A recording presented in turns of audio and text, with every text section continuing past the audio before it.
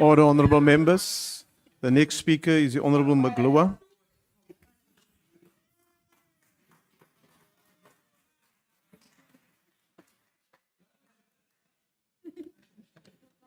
Thank you, House Chairperson. Honourable members, the late Nelson Mandela once said, and I quote, "Sport can create hope where there were once only despair. It is more powerful than government in breaking down racial barriers. It laughs in the face of all types of discrimination," unquote. Minister Mackenzie, I want to talk to you about the plight and aspirations of hundreds and thousands of athletes and artists who dedicate their lives to their craft. I want to talk to you about the allocation of resources, their needs, and whether athletes receive the support they deserve to excel in their respective fields. Having served on this portfolio committee in 2010, I commend the current committee for bringing a fresh perspective and a dynamic approach to this domain. They've injected a much-needed vibrancy, holding entities accountable for every cent spent. It is high time that this department must wake up and smell the coffee. Minister, I want to talk to you what's really going on beneath the surface of a 6.31 billion rand. The performance of indicator related to sport reports on heritage facilities has been omitted from the 2025-2026 annual performance plan.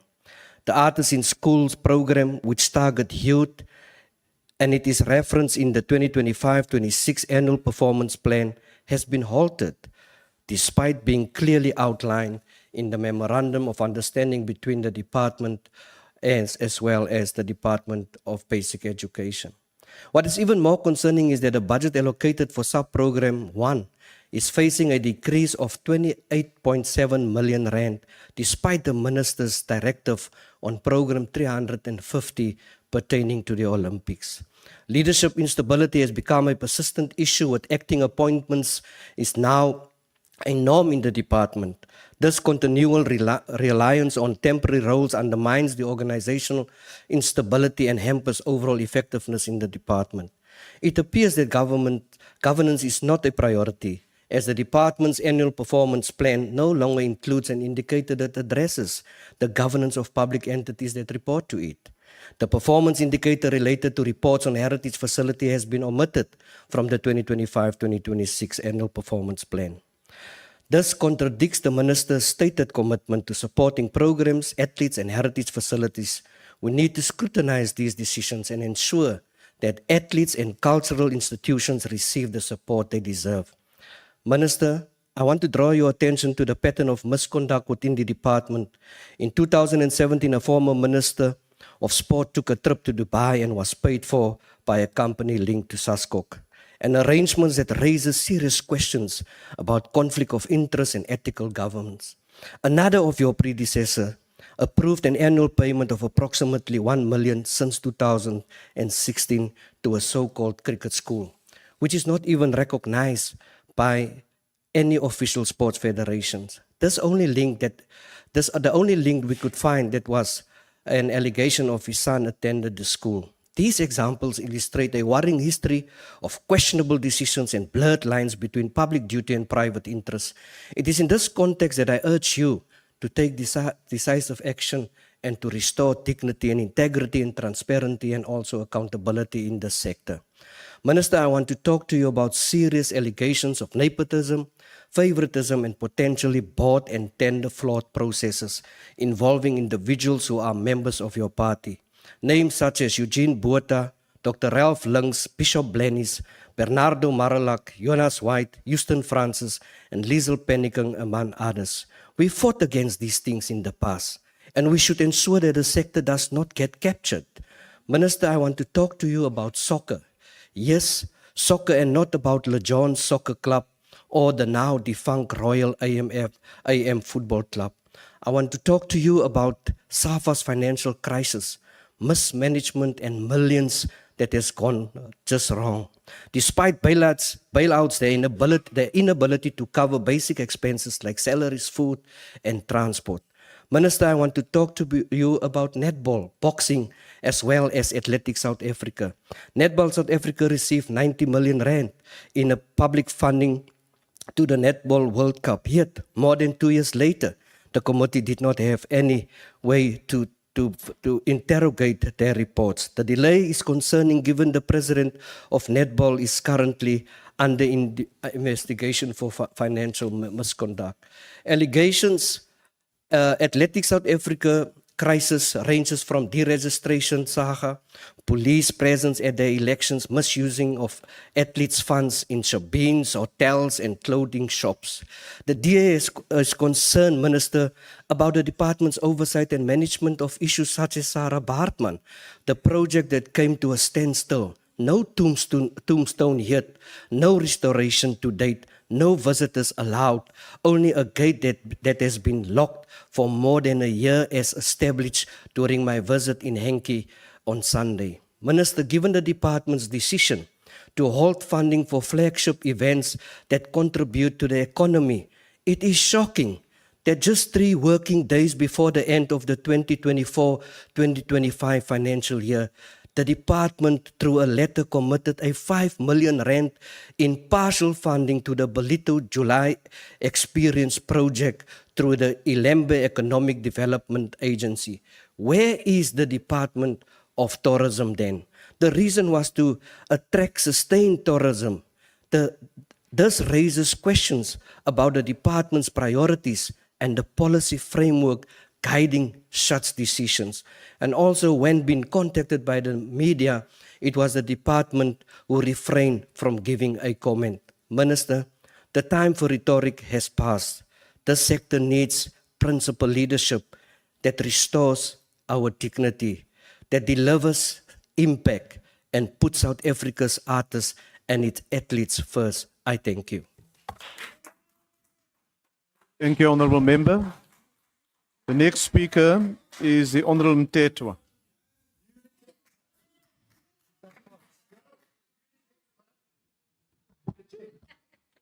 Greetings to All the honourable President members. and Commander-in-Chief of the Economic Freedom Fighters, Commissars, fighters, and fellow South Africans. Allow me to begin by extending revolutionary invitation to the people of South Africa to join us in celebrating the 12th anniversary of the EFF on the 26th July 2025 at Khayelitsha Rugby Stadium. House Chair, the EFF rejects the proposed budget. This budget fails to reflect the critical and specific needs of a sector that remains deeply untransformed, but controlled by foreign multinationals, the white monopoly capital, and disconnected from the daily lived realities of the dejected masses of our people. The department lacks a coherent diagnosis of the crisis facing the arts. Artists continue to die poor due to DSEC's short-term based, unsustainable and patronizing interventions. The budget lacks vision, courage, and decisive transformation agenda. It fails to pursue the urgent task of decolonizing and democratizing the landscape of sports, arts, culture, and heritage sector. Instead, it reflects a profound disconnection from the realities of our communities, particularly Black Africans who continue to be marginalized and excluded from the mainstream economy opportunities within this sector. Sport in South Africa continues to mirror the broad structural inequalities of our society, including entrenched economic imbalances and patriarchal norms. Sports sponsorship in South Africa remains racially biased, with Black athletes often overlooked, underfunded, unsupported, and excluded even by the Mzansi golden economy. Where is transformation charter in rugby, cricket, golf, and tennis? There is a glaring absence of Black head and assistant coaches in top-tier competitions like Super Rugby and Currie Cup. And what has the minister done to address this entrenched inequality? Absolutely nothing. These are damning indictments of a system that privileges whiteness while consigning Black artists, actors, and athletes to precarity, neglect, and even erasure in death. These a shameless betrayal of transformation, where the minister facilitates a lucrative 50 million deal for his own biological son to acquire SuperSports United. Yet when it comes to national soccer development, he unlawfully approves a mere 5 million, not 50 million, a mere 5 million advance for SAFA salaries, an amount diverted from funds intended to expand women participation in soccer. Yet Banyana, the pride of this nation, continues to play under exploitative conditions. No parity, no professionalism, and no bonuses. Their success stems not from the department's support, but from their own sacrifice. This is not patriotism, Minister, it is hypocrisy. Minister, government is not a prison cell block or some underground syndicate run through family proxies. Despite the minister's demagogic and populist rhetoric of putting South Africans first, he remains intentionally blind to the ongoing postmodern cultural colonization, whereby American and European artists, actors, and producers are afforded preferential treatment over South African talent. These international figures are paid exorbitant fees, while local artists, actors, and film producers are systematically marginalized, denied opportunities, recognition, and relevance in their own country, Minister. Today, House Chair, we are being asked to endorse a budget with no clear industrialization strategy for performing arts, and no cultural economy policy that recognizes creatives as professionals instead of perpetual hustlers. Hidden in his budget is a 32 million for 16 so-called creative and cultural sector clusters boards with no legal mandate, no framework, no accountability to Parliament. In response to the ill-conceived cluster boards and the continued dysfunction of unaccountable entities such as SIFSA, SAMIC, and Downtown Music Hub, whose very leaders now sit in the minister's newly formed structures, the EFF will introduce a private members' bill titled the South African Confederation for Creative and Cultural Industry, in short, SACI Bill. A legitimate, transparent, and accountable structure that will govern the sector, protect creative practitioners, ensure the equitable distribution of public resources, and further serve as a regulator and an industry ombudsman, fully accountable to Parliament, empowered to bring order, transparency, and justice to the creative and cultural sector. Minister, we cannot claim true freedom while Iziko and other museums across South Africa continue to imprison the stolen sacred human remains of over 1,000 African ancestors victims of a discredited pseudo-scientific racial project. We therefore demand that they are immediately repatriated to the rightful communities. Why do we still have colonial symbols, Minister, in our public spaces, despite Cabinet having taken a clear decision to have them removed? Minister, all colonial symbols must fall. House Chair, EFF rejects this budget. Thank you, Honourable Member.